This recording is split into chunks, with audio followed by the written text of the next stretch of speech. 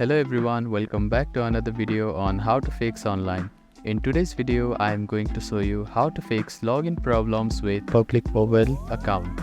If you are having trouble logging into your account, here are some fixes you can try. The first thing to do is to check that you have a stable internet connection, either through Wi-Fi or cellular data. Then try logging in again. Also make sure that you are typing your information correctly. The second step is to clear your browser cache and cookies. Sometimes stored data in your browser can cause login issues. To do this, open your browser and click on the three dots at the bottom right corner. Then find the history button. After clicking on the history button, you can find the delete browsing data button. Click on it, then select the time range as all time. Now click on delete browsing data and confirm it once again. After that, your browser cache and cookies will be cleared. Then simply try logging in again. You can also try updating your browser. Open your App Store or Play Store and search for your browser. Check if there are any updates available for the application.